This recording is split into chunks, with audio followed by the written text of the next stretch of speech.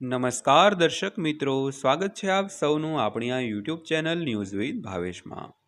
તો આજના વિડીયોની અંદર આપણે વાત કરવાના છીએ ગુજરાત સરકાર દ્વારા ચાલતી એક ગંગા સ્વરૂપા પેન્શન યોજના, જે વિધવા મહિલાઓને મળતું પેન્શન યોજના છે। તો તેને લઈને આજના વિડીયોની અંદર આપણે વાત કરવાના છીએ।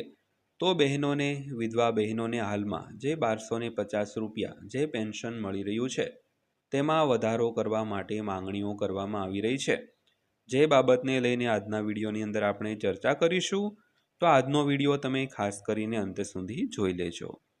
તો વાત કરીએ જીવન નિર્વાહના વધતા ખર્ચ અંગે વધતી ચિંતાઓને કારણે ગુજરાતના વિધવા પેન્શનમાં વધારો કરવાની માંગણીઓ તીવ્ર બની છે।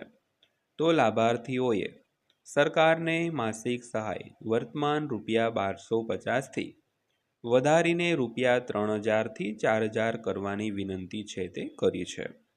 તો આ માંગ વધતી જતી ફુગાવા વચ્ચે આવી છે, જેના લાભાર્થીઓ કહે છે કે તેના કારણે ઘરના મૂળભૂત ખર્ચાઓ પણ પૂરા કરવાનું મુશ્કેલ બન્યું છે। તો વધારો ઈચ્છનારાઓના મતે આવશ્યક ચીજવસ્તુઓ અને સેવાઓના ભાવમાં વધારો થવા છતાં નાણાકીય સહાય ઘણા વર્ષોથી યથાવત રહી છે। તો ખાસ કરીને હાલમાં મોંઘવારી ખૂબ જ વધી રહી છે, તો તેની સરખામણીએ આ જે સહાય મળી રહી છે તે માત્ર 1250 મળી રહી છે। તો વિધવા બહેનોની માંગણી છે કે આ સહાયને વધારીને 3000થી 4000 રૂપિયા કરવામાં આવે।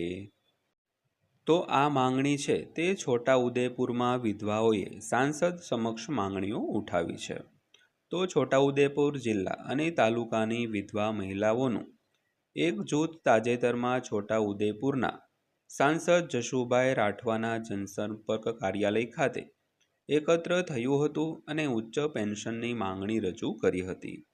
તો મહિલાઓએ જણાવ્યું હતું કે જીવન ખર્ચમાં સતત વધારાને કારણે ₹1200ની સહાય, જે માસિક સહાય પર જીવવું અશક્ય બની ગયું છે।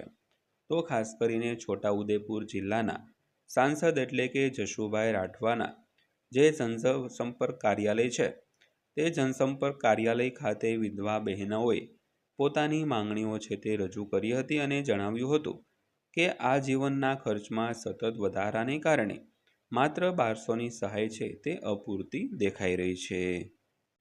તો મહિલાઓએ જણાવ્યું હતું કે જીવન ખર્ચમાં સતત વધારાને કારણે ₹1200ની હાલની સહાય પર જીવવું અશક્ય બની ગયું છે।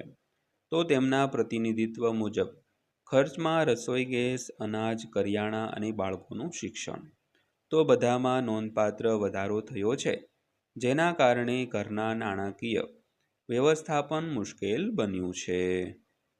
તો ત્યારબાદ વાત કરીએ તો પેન્શન સુધારાની માંગ। તો લાભાર્થીઓએ સરકારને ફુગાવાને અનુરૂપ વિધવા પેન્શનમાં સુધારો કરવા વિનંતી કરી છે। તો વર્તમાન માસિક સહાય જે ₹1250 મળી રહી છે તેમાં માંગવામાં આવેલ વધારો ₹3000થી 4000 પ્રતિ માસ।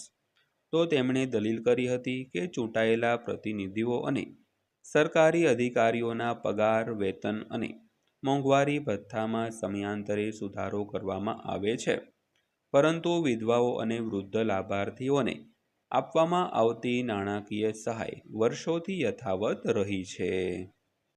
તો સાંસદે આ મુદ્દો ઉઠાવવાની ખાતરી પણ આપી છે।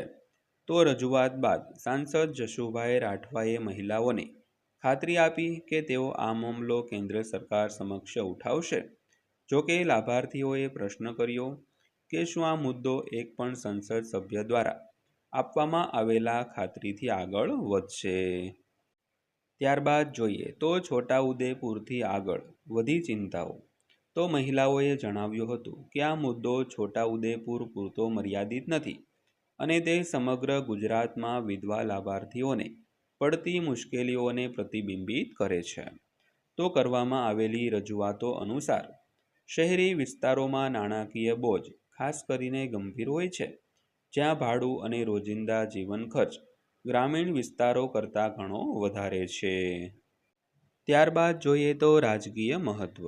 તો રજૂઆતોમાં એ પણ નોંધવામાં આવ્યું હતું કે મહિલાઓને એક મહત્વપૂર્ણ ચૂંટણી મતવિસ્તાર તરીકે ગણવામાં આવે છે। તો તો લાભાર્થીઓએ આશા વ્યક્ત કરી હતી કે સરકાર વિધવા પેન્શનમાં વધારો કરીને તેમની ચિંતાઓનો જવાબ આપશે. તો તેમણે કહ્યું હતું કે તેઓ હવે સરકારના નિર્ણયની રાહ જોઈ રહ્યા છે કે શું વધતી જતી ફુગાવાને ધ્યાનમાં રાખીને નાણાકીય સહાયમાં સુધારો કરવામાં આવશે કે નહીં. તો દર્શક મિત્રો, આ હતી આજની માહિતી પસંદ આવી હોય તો વિડીયોને એક લાઈક કરજો અને આવી જ માહિતીઓ માટે આપણી આ યુટ્યુબ ચેનલ ન્યૂઝ વિથ ભાવેશને સબસ્ક્રાઈબ કરી લેજો.